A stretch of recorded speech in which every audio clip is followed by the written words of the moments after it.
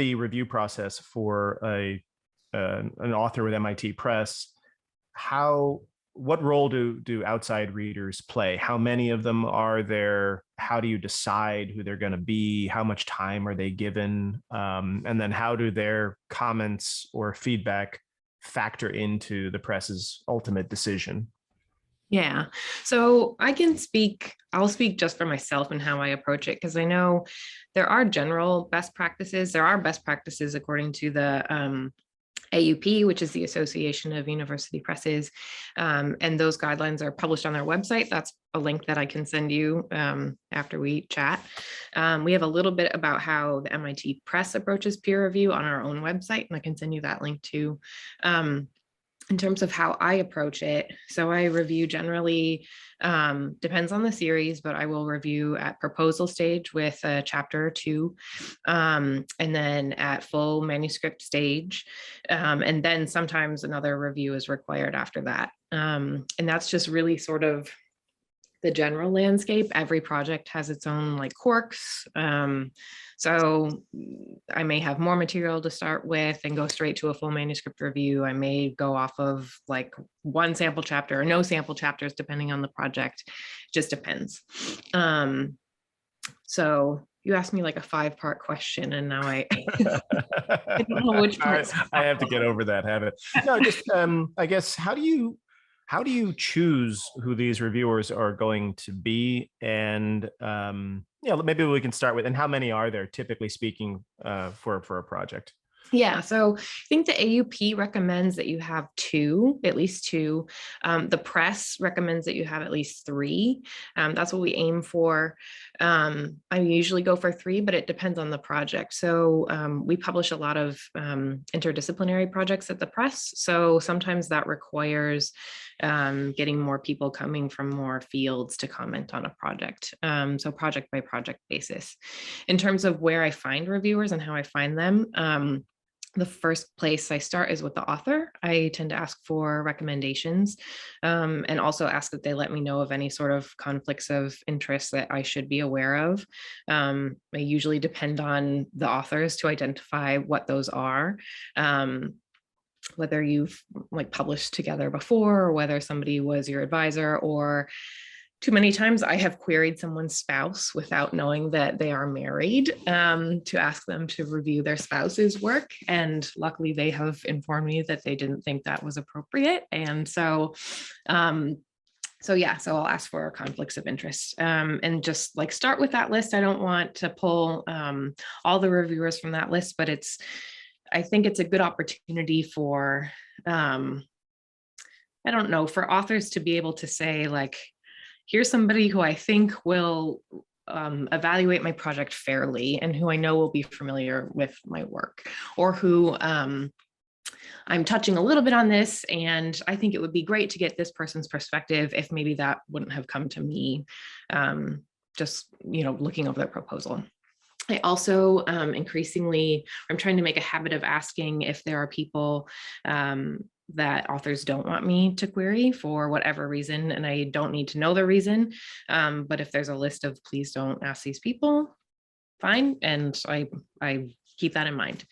The next resource would be series editors. If the book is being considered for a series, I'll ask the series editors who they recommend.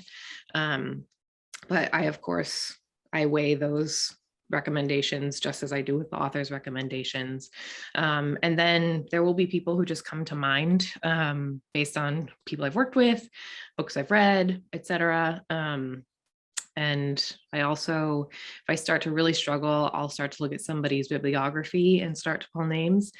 And then also the old Google trick of professor followed by keywords in areas that the book is looking at, which turns up, which sounds a little silly, but I do feel like it breaks me out of, going to the same people who I might query for history of computing or whatever.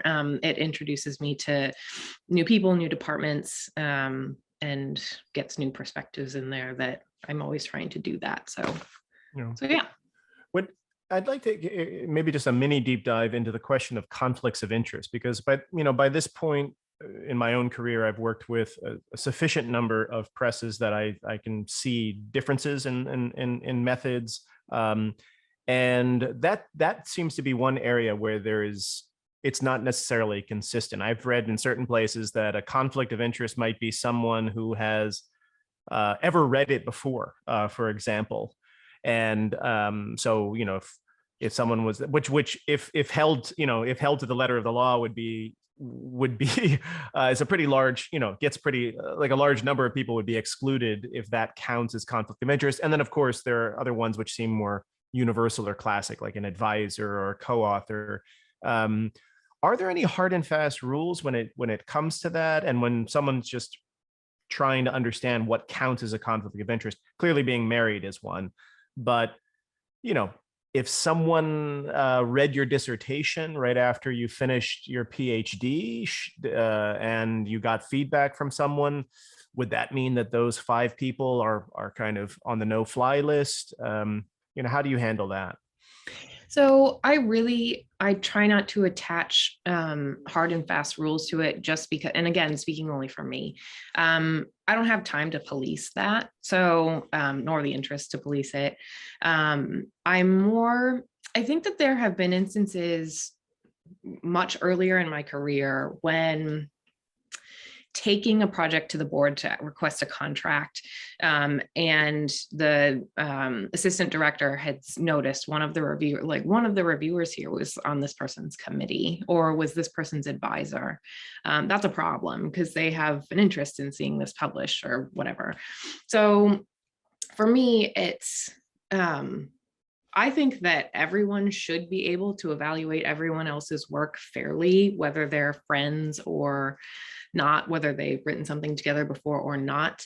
Asking authors to identify what those conflicts would be helps me to protect them and from introducing further delays into the process down the line.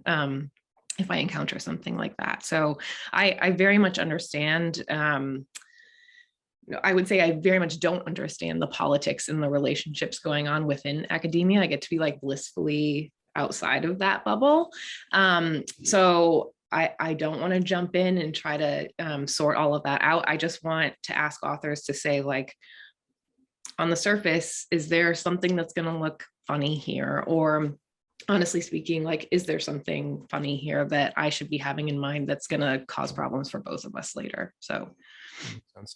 Speaking of delays, which I know is something that terrifies especially early career scholars, who they don't know if they're going to get a contract, and then if they get turned down and it took a long time, they're really up the creek.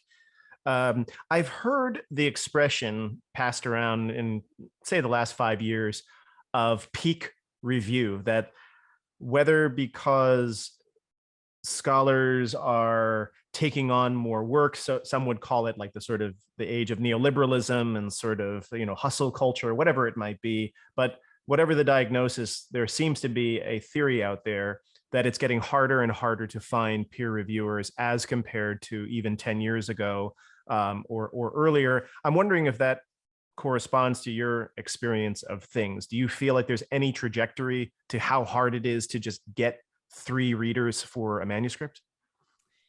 I think it's been a little bit harder over the past 2 years, only because of COVID. I mean, and that's totally understandable. I think asking,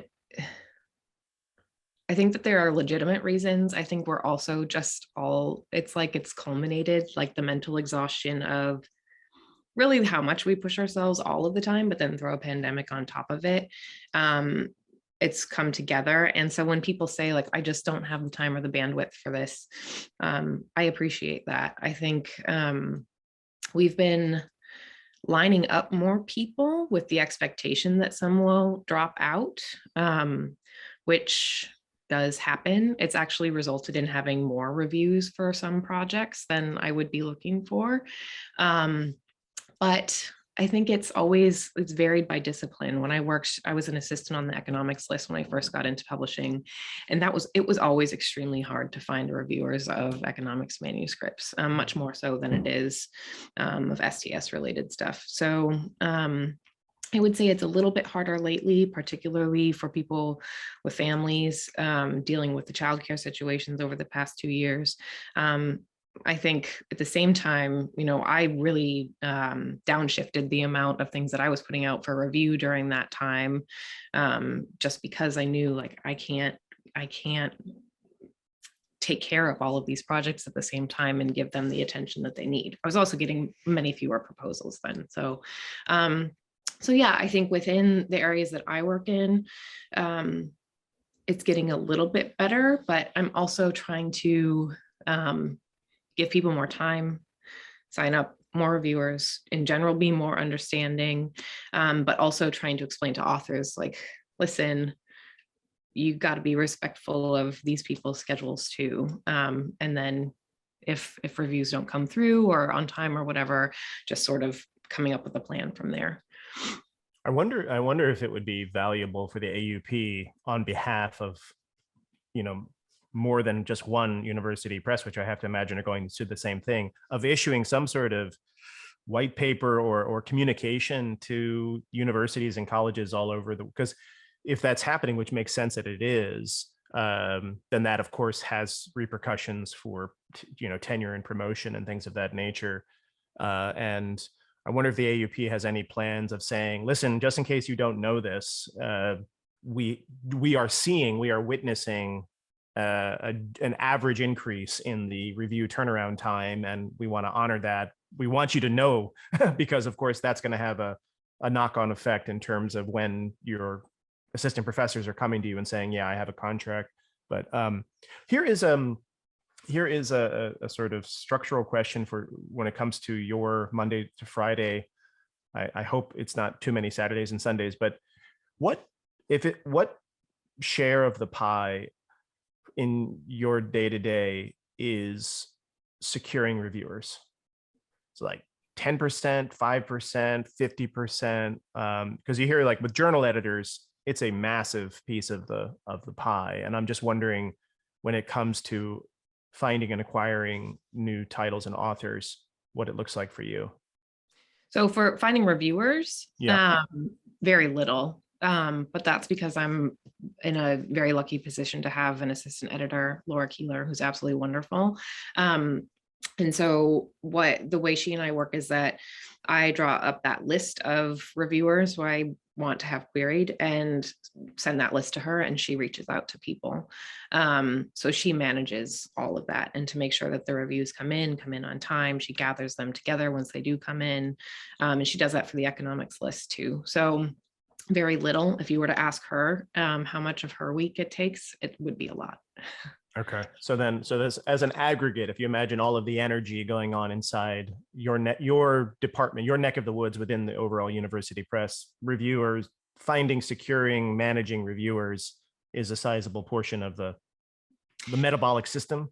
So yeah. The communication back and forth, just sending putting together. Laura's wonderful in that I trust her to, she will pull together the initial query letter, which she'll pull the sample of the manuscript that should go to reviewers. Reviewers inevitably write back with questions. She's answering the questions. She's following up with people on the deadlines. She'll get the reviews in. She's coming back to me, tracking them, saying, we're going to need more on this. What do you think of this person, who this person is suggested, da, da, da, da, da, da, da. So it's a lot, just the back and forth. And then after that, when the book is published, or she's processing the honorariums, which is a whole administrative, bureaucratic headache. And then getting copies of the books to reviewers once they've published, a lot.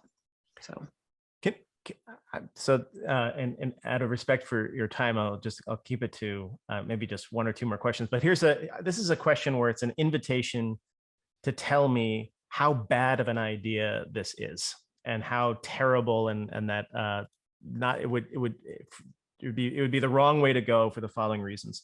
And this is, I remember having a beer with a few people, and we were all talking about this subject matter, and the question came up as to whether or not there could or should exist something along the lines of, that independent organization that basically before a product goes, a infant car seat goes out to market, they put it in a laboratory and then they pound the daylights out of it and break it, and then they put their insignia on this thing that it has gone through.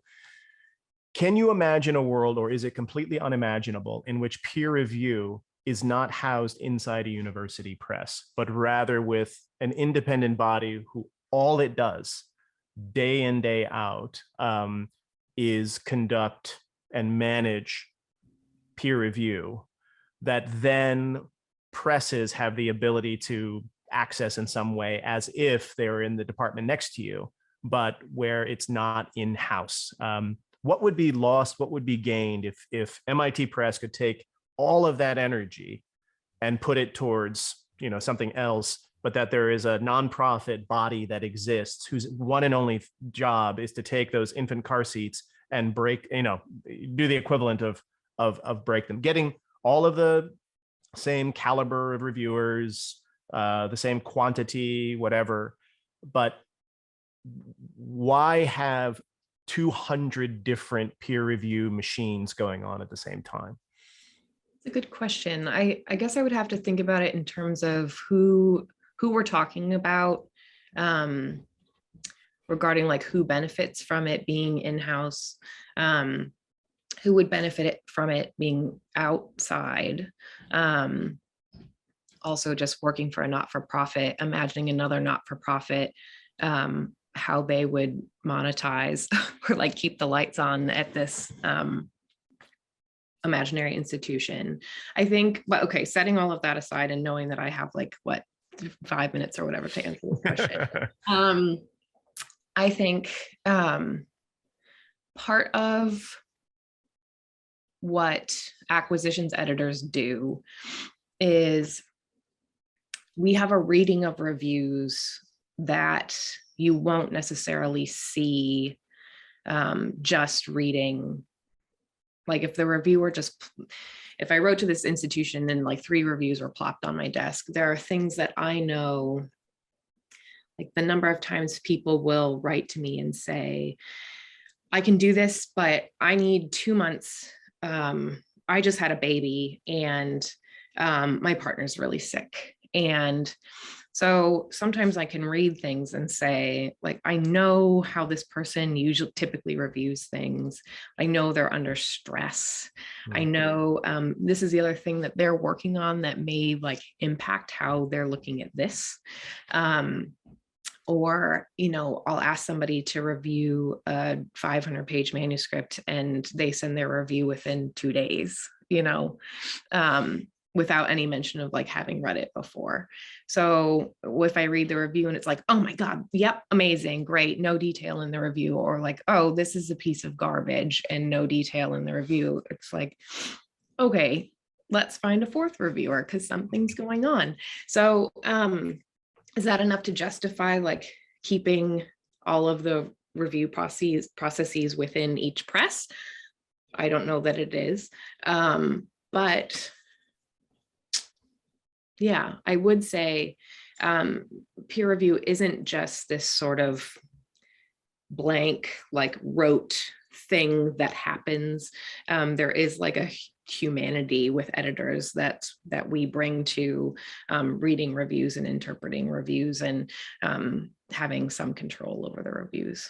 So that makes sense. No, I think one of the many parts of the writing process and contract process that I know I never knew was coming as an author was the sort of coaching that and sort of interpretive coaching that I received from editors to say, okay, here's R1 and R2.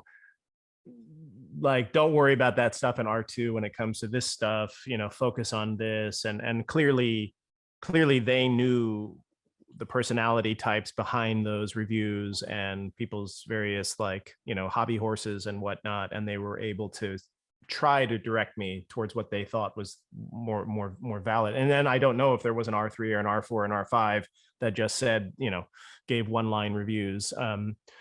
Yeah, it's complex because like by virtue of it being so dispersed from the perspective of the authors, it can go on forever, it can go short, it can, the sort of varied levels of quality and whatnot. But it does make sense that it leaves open the possibility of this essential human connection and interpretive process. I think too, I mean, in this imaginary world or imaginary institution, who are the people running the process and what are they bringing to the table too? Do they have PhDs in the subject areas that they're working in? What are their prior relationships? The same thing as a UP running it. So there's that. I think a piece of advice I would give to new authors, first-time authors, is and try to say this more and more going into peer review processes. If you are on some kind of timeline with some sort of deadline, whether it's you're applying for jobs, you are up for tenure, whatever it is, just tell me that so that I know what sort of deadlines I'm working toward, and remind me every time you write to me, because I'm juggling a lot of stuff. I can't remember every single thing about your job situation. I have no centralized place where I can keep that sort of information. So just don't be afraid to remind me, like, don't forget, I really am hoping to have these in by June, so that I can keep that in mind when I'm hounding reviewers.